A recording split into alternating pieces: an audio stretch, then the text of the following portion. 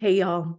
In this episode of Our Mindful Nature, you will learn how to bring the vast wisdom of your dreams into your meditation practice. Let's talk dreams, oracle cards, and nature based meditation.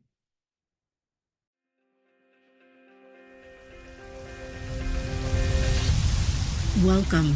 You are listening to Our Mindful Nature, formerly titled The Mindful Minute. I'm your host, Meryl Arnett. This podcast explores the deep connection between land and self through nature-based meditations and meditative experiences that invite us back into belonging to each other, to our ancestors, to the earth, and to all beings that make up this universe. If you would like to access these meditation practices as standalone audio files, please subscribe to my newsletter at merylarnett.com. It's free, and you'll receive a new mini meditation each week, along with behind-the-scenes content and bonus material for each podcast episode. All right, grab a cup of tea, pop in your headphones, and find a comfy seat. Let's settle in for today's episode. Welcome, my friends.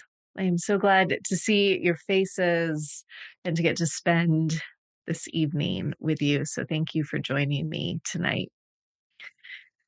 As we are venturing through this sort of shift in mindset from calling our practice mindfulness to calling our practice heartfulness, there's something that I want to invite for us to consider closely, which is the layers of consciousness that we are or are not working with in our meditation practice.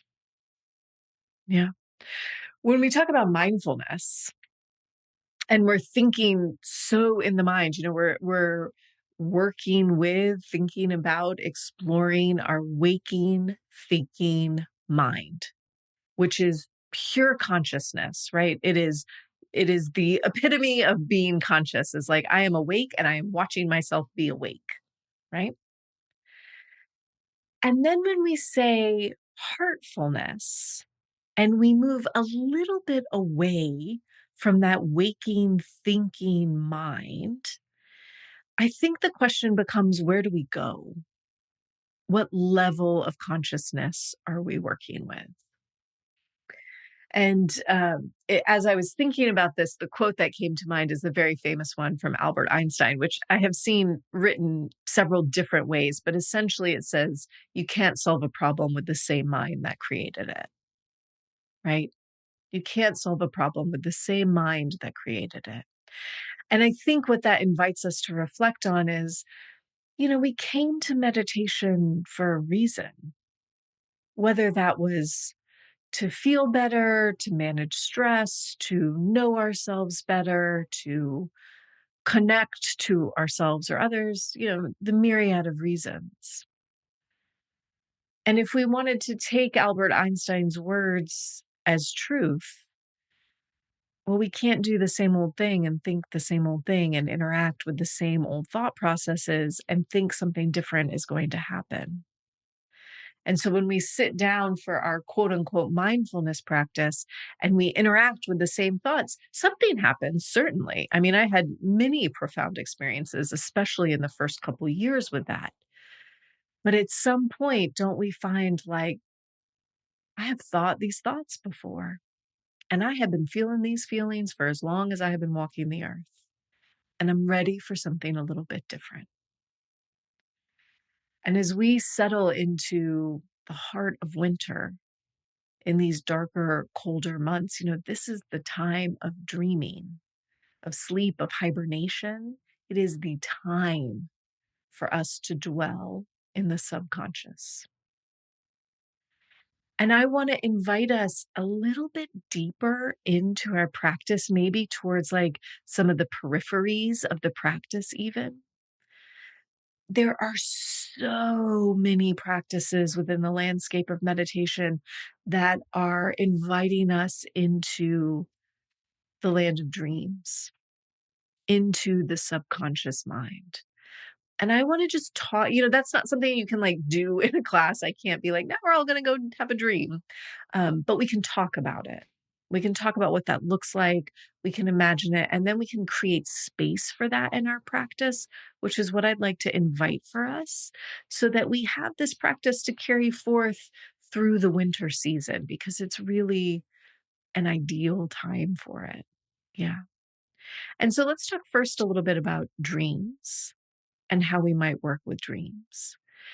The more you meditate, my hunch is that the easier this becomes because we get really good at sort of maintaining awareness as our mind drifts or gets sleepy or daydreams. And so we're already starting to build this skill in meditation practice to perhaps remember some of our dreams. Okay. The first way that we might work with dreams is simply to set a dream intention. And so as you get ready for bed and get into bed at night, you might set a dream intention for yourself to remember your dreams. You'll just say, I will remember my dreams tonight. If you already remember your dreams quite often, you could set a different intention. It could be to dream about how you're going to respond to XYZ situation in your life. You could invite an intention to have a dream about an ancestor. You could invite an intention to have a dream of healing. And I'm confident you already know this, but I'll state the obvious. Then we have to let go of all expectations about what's going to happen, right? I have never set that intention and had a literal dream that I was like, obviously, here's my answer to my query. Never. Have I had dreams that I have then written down and looked at and found answers in? Yes, for sure, but not in the literal way, right? This is not on the conscious level. So one of the things we can do is set a dream intention and, of course, let go of all expectation of what might happen when we do that. The next practice after setting a dream intention would be to work with the dream. And that usually looks like starting to try to journal when you wake up. The best thing you can do is have that journal and pen right by your bed. The less movement between waking and writing your dream down, the more you will retain. Every step you take, it's like you lose a little piece, right? And you might not remember anything, which is okay. You might remember one object in the dream, or one person, or a word, or you might just wake up with a feeling that dream was comforting, or I feel agitated this morning, right? And so we might just jot that down. It doesn't have to be a narration. I did this, then I said this, then they did this, then, right? It doesn't have to be a novel dream journal. It could be a diagram, it could be a picture, it could be a word, it could be scribbles that just convey the feeling. But we start to invite ourselves to pull something from the dreamscape into the wakescape, even if it's just the vaguest image or idea.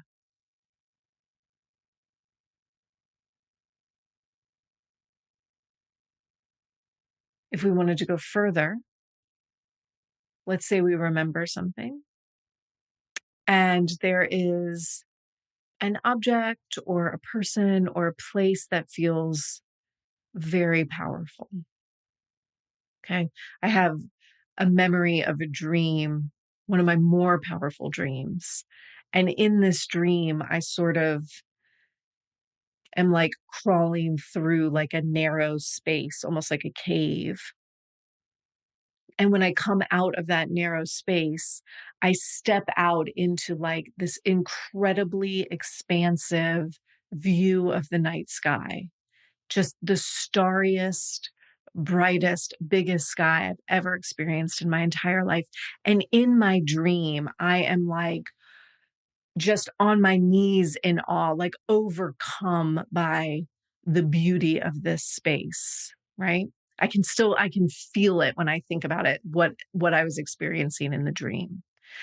And so because that's so clear for me, what I might choose to do is to query that place. I might sit in my practice, settle myself, bring that to mind, and ask, what is that here to teach me? And then sit and listen and practice for a few minutes, open my eyes and free write. No expectation, right? So you could do that with any image, object, person, word that you are holding as powerful in your mind from a dream. Sit with it for a few minutes, ask, what is this here for, or to show me, or to teach me? And then after you've listened for a bit, just let yourself write the answers down and see what comes forth. There's a little bit of like active imagination in that process, right? But what we're doing is tapping in to this subconscious mind. And if you want to think about, we've all seen images of a glacier, right?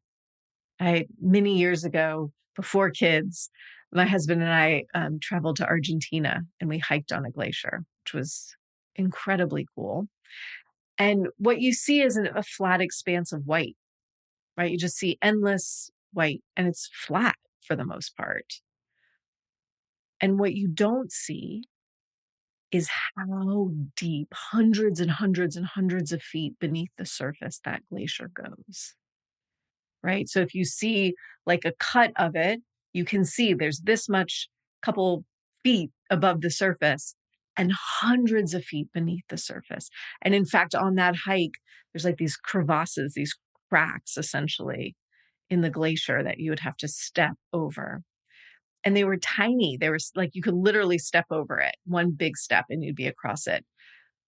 But if you looked down and you saw how deep that crevasse went, it was terrifying. It just went on forever, it felt like. And if we want to think about a diagram of the mind, the conscious mind is it's the crust of the earth, it's the surface, right? Thin, flat, and it seems like all there is. And what we don't see is the going on forever underneath, the subconscious and then the unconscious. There are so many layers for us to dwell in this part of the mind. And so the work feels a little different because we're not walking on the surface of the earth. It isn't the known landscape. We have to invite in a bit of imagination or daydream or trust to work with these deeper layers. Okay, so we're talking about dreams. We talked about dream intention, dream journaling, working with the dream, like querying an object from the dream. Oh, the last one, dream associations. So this last one is something comes up. Let's take the starry sky example. And you're like, oh, that felt powerful and important. Well, I'm just going to hold on to that image as I move through my waking day. And I'm going to do my best to notice when things that feel related to that image show up for me. And that might be I open my podcast app and I see an app on stars, right? Or the night sky. And then I'm in the checkout aisle of the grocery store and the cover of Time magazine is like something about the universe. And there's a picture of interstellar space on the cover, right? I walk through the library and the book display is about a female astronaut, right? And those are very literal connections. Your associations might not be so literal, but can I start to pay attention to where this shows up in my waking life? What feels connected? So that I'm starting to tease these subconscious images or ideas forward into waking life. Okay. So our dream practice is one such practice to work with the subconscious. And the other one I want to name quickly is that we can work with oracle cards as a way to bring our subconscious mind forward, right? So oracle cards are any deck that you might buy, like a tarot deck, animal spirit deck, runes. There's hundreds and hundreds, probably thousands of decks out there at this point. Um, and some of them are pretty amazing. When you get your hands on a deck that really works for you, the imagery works for your mind, you can feel how potent it feels to work with the deck. And so my guess is most of us have at least once used a deck where you've sort of shuffled the deck around, right? All the cards are face down. Maybe you've closed your eyes. Maybe you've taken a few deep breaths and you draw a card blindly, right? And you look at it and this is your card. And I just drew the Knight of Pentacles from my tarot deck. So this is my card. And I might look at the imagery for a little while and see what comes up for me. Perhaps I'm going to read in the book that came with it what Knight of Pentacles references. And I'm going to notice what comes up for me. Because when I read that, I'm going to be like, oh, of course I drew this card because blank. And if you draw the card, the same card, you're going to be like, of course I drew this card because blank. And they're different answers. But all of these cards, the good decks, are pulling on archetypal energy. And so what it's doing is pulling out of our subconscious the thing that we want or need to pay attention to in the moment, right? The Nine of Pentacles is not just one thing, but it's an energy that invites us to pull out what's lurking in our subconscious mind. Okay. So that's maybe one of the more traditional ways to work with oracle cards. But I want to offer one more practice for us, perhaps my favorite practice. And I can't take credit for this. So this practice comes from Dr. Chanti Tacarante Perez, who's been a guest on this podcast many times. And she taught me this practice of oracle collage, which is my favorite way to work with a deck of cards or multiple decks. It's really fun. If you have multiple decks of cards that you love, you can use all of them. And so this is what you do. And it's really different because you're going to turn your cards face up so that you can see them. And you're going to go through your deck pretty rapidly, right? You're going to go through your deck. And every card that you see that you're like, oh, that's interesting, or that speaks to me, or that catches my attention, I'm going to make a pile of those cards. I'm going to go through my entire deck.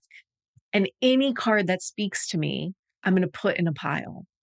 And if I had 2 decks or 3 decks, I might do that with all of them. And I might end up with 10 cards, 20 cards even, who knows, right? You'll end up with a sizable pile most likely.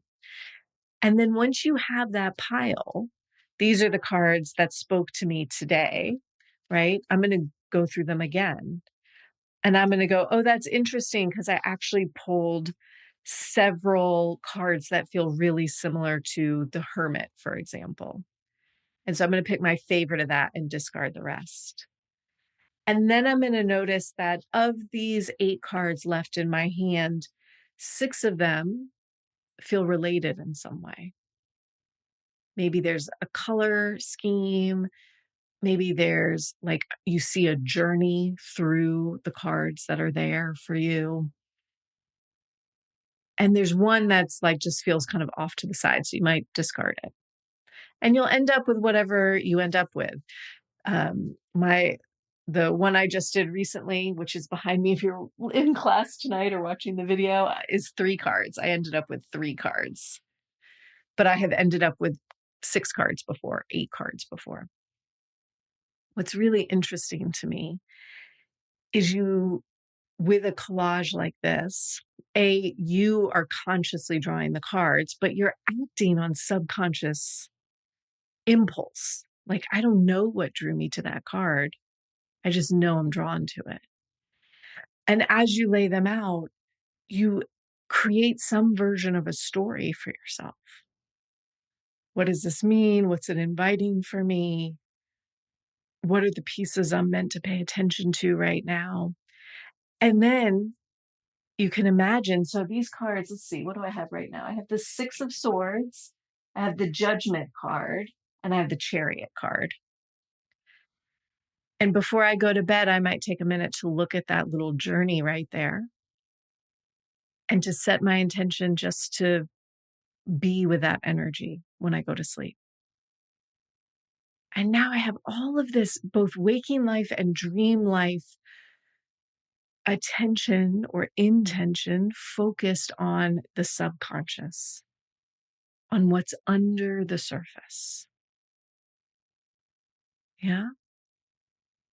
And so as we settle into these darker days, I hope that you might take a little extra time, even just once in a while, it doesn't have to be every day, to play with the subconscious mind, whether through cards, whether through dreams.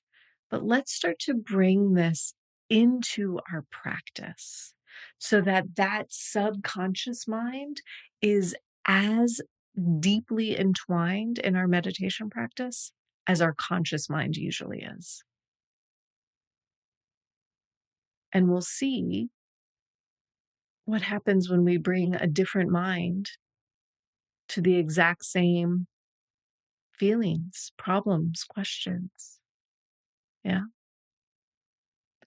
So we're going to practice here in a moment. Elementally, when I think of dreams and the subconscious, I think of water, right? For me, it's like that sense of sinking underneath the surface.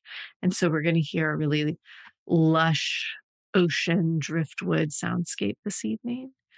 And we'll settle into a practice that I hope invites us into sinking beneath the conscious. Okay. So we'll explore that tonight and see what happens.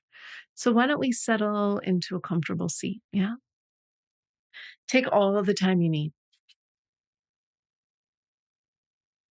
If you want to take a minute to draw some cards before practice, you can. You can also do it after practice if you want. You don't have to do it.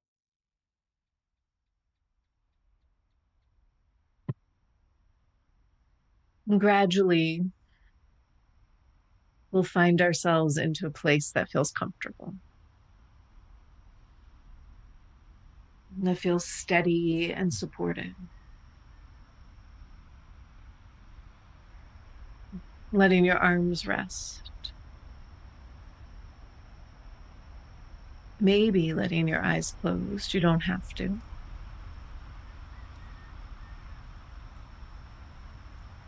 Feeling your shoulders drop back and down.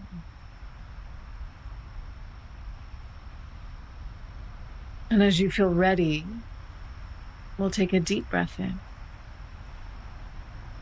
Exhale out a sigh.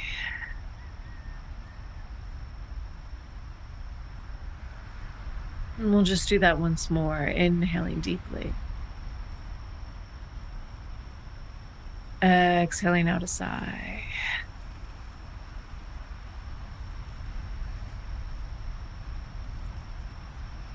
And then allowing your breath just to flow.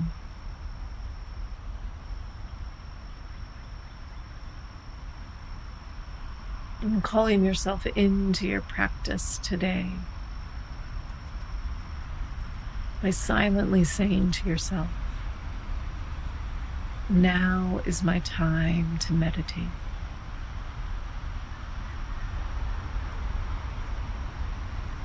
Now is my time to meditate.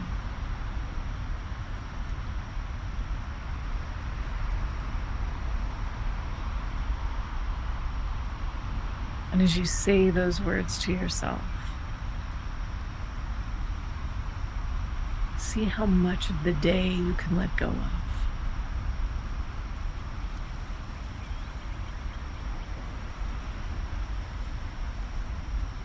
See how much of the planning, the doing, the thinking, you can let go of.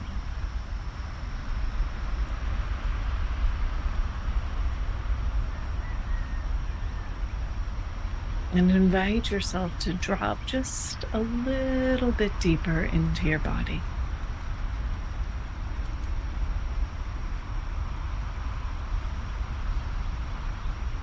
You might even imagine yourself here just letting go in all directions.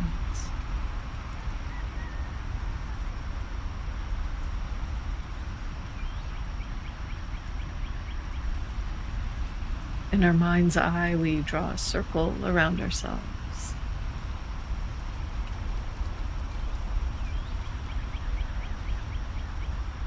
A circle of support, a circle of protection.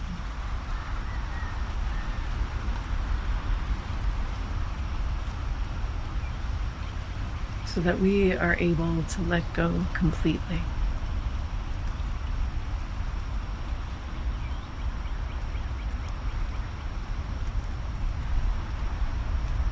And I want you to do that here first physically. Imagining all the muscles in your legs letting go.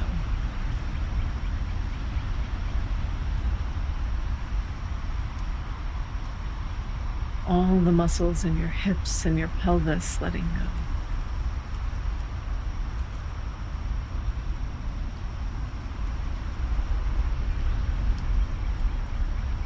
Relaxing the belly, the ribs and the chest.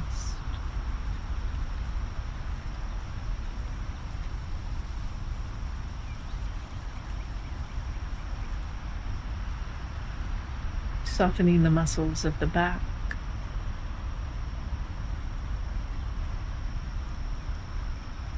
The shoulder blades.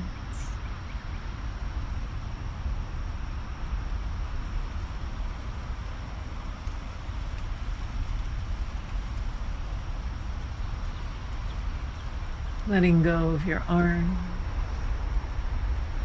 your wrists, your hands.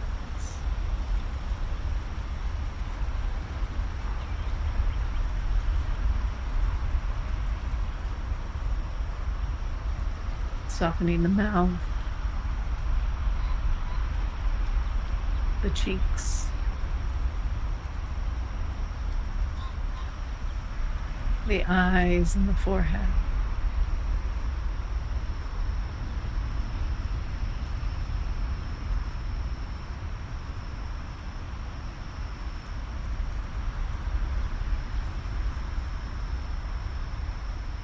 And now very gently, turning your attention towards your breath.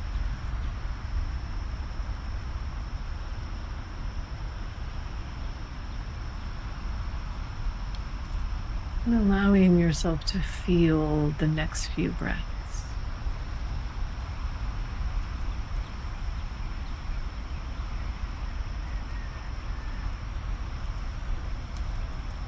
Without changing anything.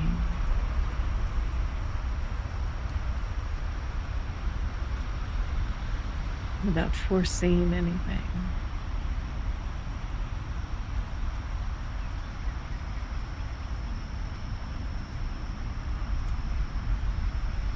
Your breath arrives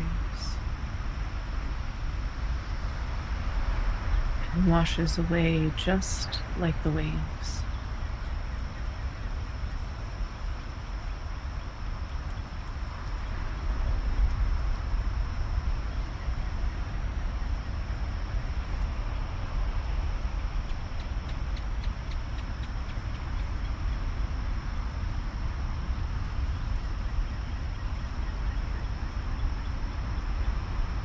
And over time, perhaps you will feel with every exhale a sense of sinking a little deeper.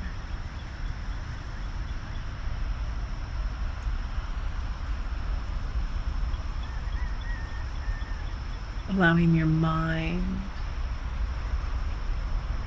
to get a little heavier and a little more expansive.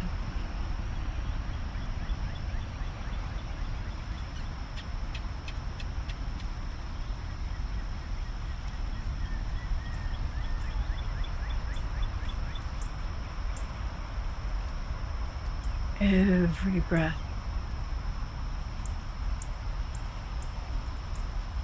pulls us under the surface of the conscious mind.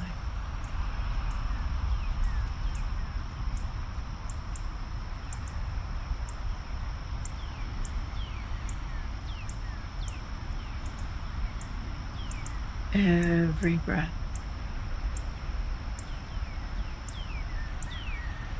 an opportunity to drop deeper,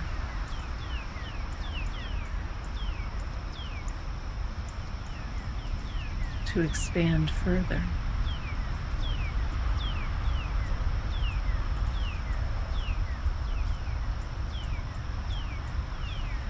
As we settle into a period of silence,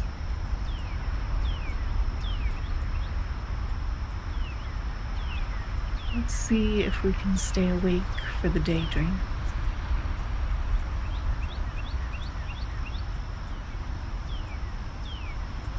The images, the stories, the landscapes that appear.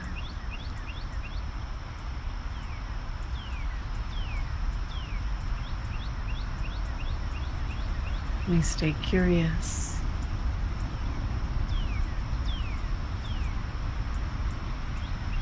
And we invite ourselves deeper with every breath. About 8 minutes in silence here.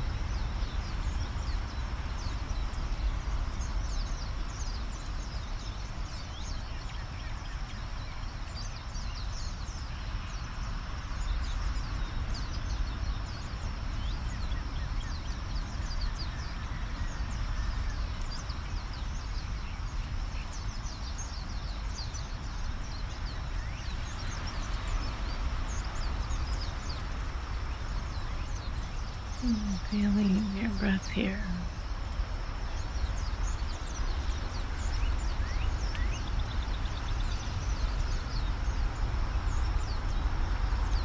Taking a moment to let your breath deepen.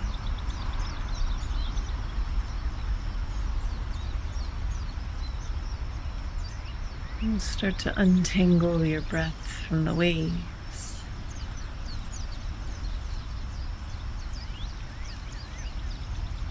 Feeling a bit more purposeful in your inhale and your exhale.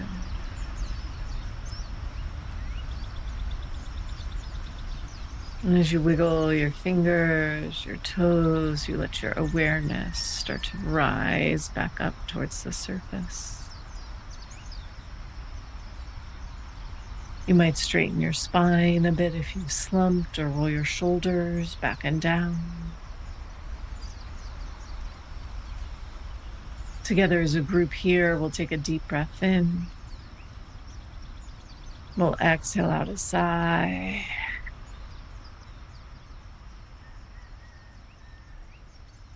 And you'll take all the time you need to let go of your practice, to blink your eyes open once again.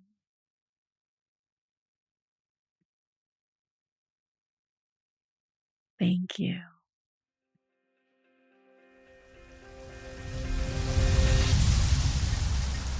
Thanks for listening to Our Mindful Nature. If you enjoyed today's episode, please consider sharing it with a friend or leaving me a review wherever you get your podcasts. It helps others to find the show, and let's face it, we could all use a few more meditators in our lives. Our Mindful Nature is recorded on Muskogee land and produced with the support of Brianna Nielsen. Deep gratitude is offered to acoustic ecologists Gordon Hempton and Nick McMahon for the use of their nature field recordings in many of these episodes. To join my live classes, ask questions, or learn about my teacher trainings, please visit merylarnett.com. Thanks again for listening. I'll see you next week.